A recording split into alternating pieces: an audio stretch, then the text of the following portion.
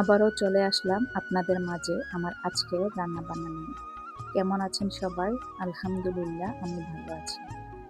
আজকে রান্না করব গরুর কলিজা ভুনা করব, মাসকলাই ডাল রান্না করব, কাঁকরোল ভাজি করব।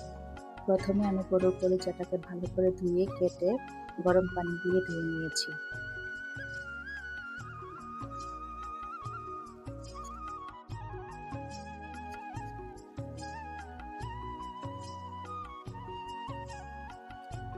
এখন একটা কড়াইতে তেল গরম করে পেঁয়াজ কুচি, টমেটো, এলাচি, দারচিনি, তেজপাতা দিয়ে ভালো করে নেড়েচে নেব।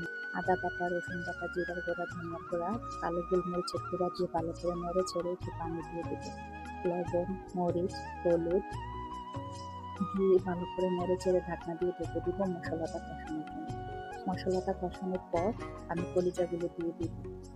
কলিজাটা দেওয়ার পর কষানো হয়ে গেলে আলুগুলো দিয়ে ভালো করে নেড়ে চেড়ে আমি পানি দিয়ে দিব সিদ্ধ হওয়ার জন্য। 10-15 মিনিট পর ঢাকনাটা তুলে ভালো করে নেড়ে চেড়ে আমি ঝোলের জন্য পরিমাণ মতো পানি দিয়ে দিব, দিয়ে ঢাকনা দিয়ে ঢেকে দিব।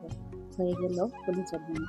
এখন একটা হাঁড়িতে তেল গরম করে পেঁয়াজ কুচি, শুকনো মরিচ, তেজপাতা দিয়ে ভালো করে নেড়ে চেড়ে আদা বাটা, রসুন বাটা, জিরার গুঁড়া, হলুদ, মরিচ, লবণ দিয়ে ভালো করে নেড়ে চেড়ে ঢাকনা দিয়ে ঢেকে দিব। ঢাকনাটা তুলে এক পিস মাছ দিয়ে ঢাকনা দিয়ে ঢেকে দিব মাছটা সেদ্ধ হওয়ার জন্য। মাছটা সিদ্ধ হওয়ার পর আমি মাসকলাই ডালটা দিয়ে ভালো করে নেড়ে চেড়ে কিছু পেঁয়াজ কুচি দিয়ে দিব, একটা ডিম ফেটিয়ে দিয়ে দিব। মাসকলাই ডালটা হওয়ার পর আমি কিছু পেঁয়াজ কুচি দিয়ে বাগার দিয়ে নিব। এখন কাঁকরোল ভাজিটা করে নিব।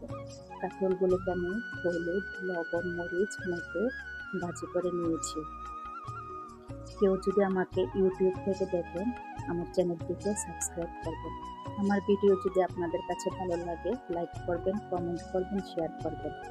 আর যারা আমাকে ফেসবুক থেকে দেখছেন আমার পেজটিকে ফলো করবেন। সবাই ভালো থাকবেন। আসসালামু আলাইকুম। আল্লাহ হাফেজ।